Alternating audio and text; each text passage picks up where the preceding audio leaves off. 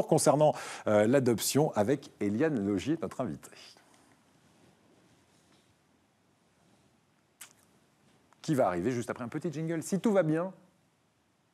Mais visiblement, il ne va pas.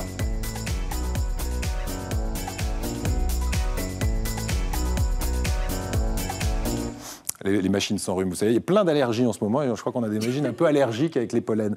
Comment ça va, Eliane? Oui, ça va. Merci de m'avoir invité sur votre plateau. Eh bien, merci d'être là. Vous êtes présidente de l'association EFA13, alors ça veut dire Enfance Famille d'Adoption, voilà, dans les Bouches-du-Rhône, puisque c'est une association nationale qui existe depuis 1953. Et vous aidez les futurs parents adoptifs dans leur démarche en partageant votre expérience de parents adoptifs vous-même, c'est ça? Oui, oui, tout à fait. J'ai adopté ma fille il y a maintenant 17 ans. Oui. Voilà.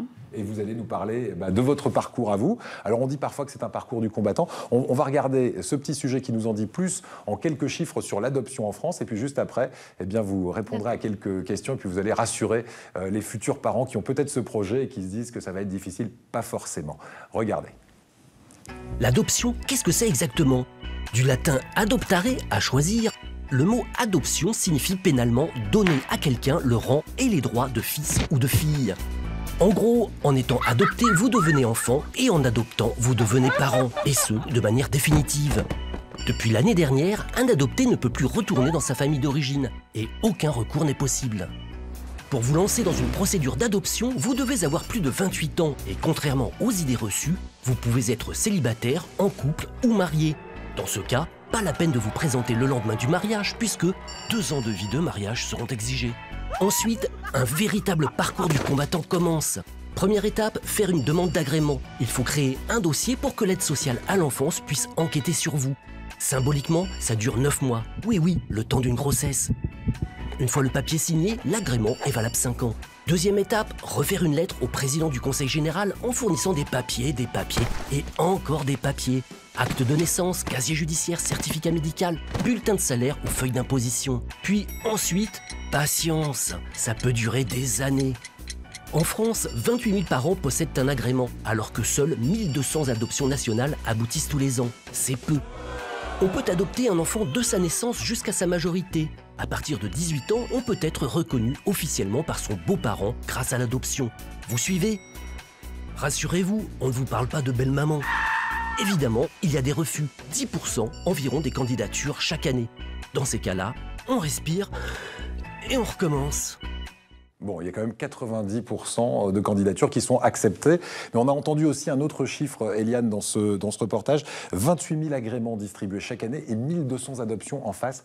On a l'impression qu'il y a beaucoup de demandes et peu d'élus en face. Hein. C'est le cas toujours? Oui, c'est le cas, oui. Parce que... Parlez plus fort parce que je pense qu'on ne vous entendra pas là. Dites-moi. On enregistre. Enfin, oui, d'accord. Ah non, on est en direct, donc vous n'avez pas le choix là. Ah, oui, oui, effectivement, il y a beaucoup de demandes, mais ça n'aboutit pas forcément parce que bon, il y a des pays qui se ferment aussi, et puis. Voilà, donc c'est pas toujours très facile. Quelles sont les questions qui reviennent le plus souvent auprès de votre association? Vous êtes une association donc de parents qui ont adopté des enfants et qui partagent leur expérience avec ceux qui ont envie d'adopter. Oui. Quelles sont les questions qui taraudent le plus? Déjà,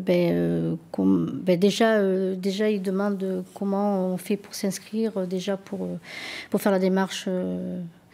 Les démarches sont très compliquées, il y a beaucoup de papiers qu'il faut fournir d'entrée de jeu.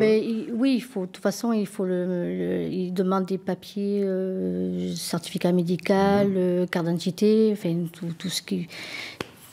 Donc ça, c'est le classique. On va dire c'est de l'administratif. Oui, l'administratif. Qu'est-ce qui va être ensuite ce parcours du combattant? Parce qu'on dit toujours, c'est vrai que c'est long, c'est très très long, 9 mois pour l'agrément, mais après des fois 2, 3 ou 4 ans et demi comme pour vous, pour avoir enfin cet enfant qui débarque à la maison. Alors moi, avec le recul, comme je dis, on dit parcours du combattant. Certes, il y a beaucoup de démarches à faire qui sont difficiles, mais... avec le recul, je pense que du moment où je suis rentrée dans l'association EFA, donc on n'est pas seul, donc c'est important, on est accompagné et je trouve que parcours du combattant. Oui, c'est un mot qui ne convient pas, parce qu'effectivement, avec votre association, on tente d'aider, d'entraider, de s'entraider avec ces parents qui vont bientôt adopter, justement en simplifiant ces démarches administratives, puisque vous êtes déjà passé par là. Vous pouvez prendre par la main ces futurs parents adoptifs. Tiens, justement, en parlant de prendre par la main, on a une question selfie de Camille. Elle est dans les Bouches-du-Rhône. Écoutez sa question. Bonjour à tous, je m'appelle Camille, j'ai 24 ans et j'habite à Château-Renard. Voilà, j'ai une petite question. Y a-t-il des soutiens psychologiques qui sont mis en place pour les enfants adoptés? Et si ce n'est pas le cas, est-ce dans les projets futurs de l'État? Merci beaucoup. Alors, ça peut être mis en place, ça? Pour les projets de l'État, bon, il n'y a rien de fait pour le moment. Par contre, les parents, s'ils veulent, c'est à eux de faire la démarche auprès des psychologues, mais on n'a pas de structure, justement. D'accord. Et il n'y a pas d'aide pour que les parents puissent, de façon gratuite, avoir un psychologue qui vienne parler avec cet enfant qui arrive et qui, effectivement, a peut-être besoin aussi de s'exprimer. Par contre, nous, on a des groupes de parole, justement, jeunes enfants, et aussi un groupe de parole ados.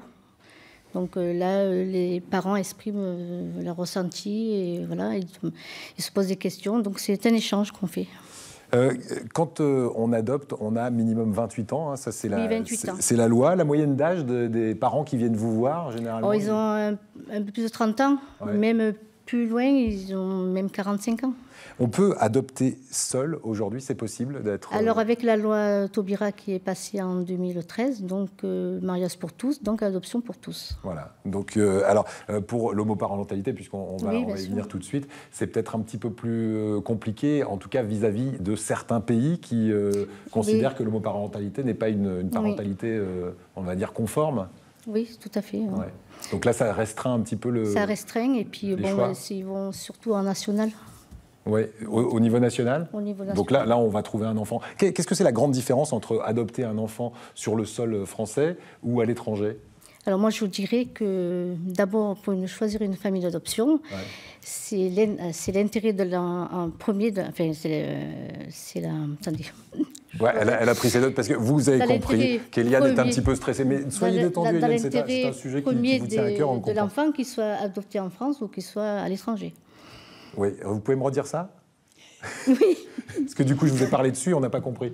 Alors, je disais, pour le choix d'une famille d'adoption, en fait, le principal, c'est qu'on défend l'intérêt premier de l'enfant, qu'il soit adopté en France ou adopté à l'étranger. Voilà, donc effectivement, c'est pour ça qu'on fait autant de demandes auprès de ces familles pour être certain qu'on envoie l'enfant dans la bonne famille. Et justement, voici cet extrait de film qu'on voulait vous passer, que vous avez sans doute vu au cinéma, c'était il y a quelques mois, en 2018, en fin d'année. Ça s'appelle Pupille. Je ne sais pas si vous l'avez vu, ce film avec Gilles Lelouch, avec Sandrine Kiberlin, qui parle d'ailleurs très très bien de ces familles d'accueil d'un côté et de ses parents adoptifs de l'autre. Regardez un extrait qui parle de ce fameux parcours du combattant, même si vous n'aimez pas le terme, regardez.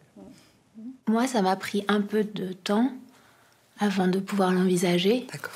Enfin, d'accepter que j'aurai jamais d'enfant à moi.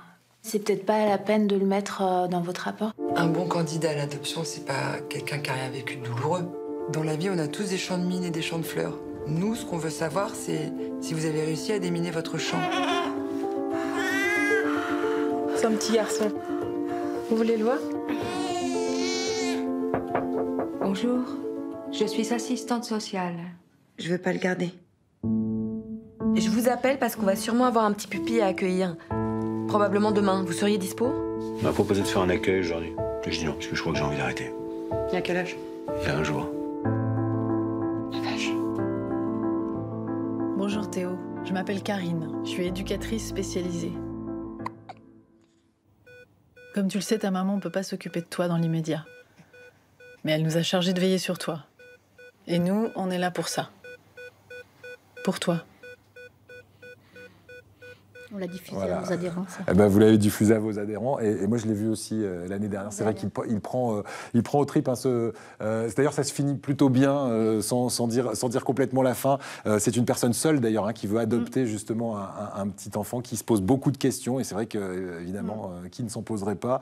On pèse le pour, le contre. On va terminer sur ce sujet, Eliane, avec les derniers conseils que vous souhaiteriez donner à des futurs parents adoptifs qui nous regardent. Je leur conseille de ne pas s'isoler, hein, parce qu'il faut être accompagné. Donc, je les invite à rejoindre notre association. Voilà, EFA13.fr pour enfance, famille, d'adoption. Des Bouches-du-Rhône. Des Bouches-du-Rhône. Merci beaucoup. Et puis ça existe dans tous les départements donc, de la région Provence-Alpes-Côte d'Azur. N'hésitez pas à aller sur cette adresse internet. Merci à vous, Eliane. Je sais que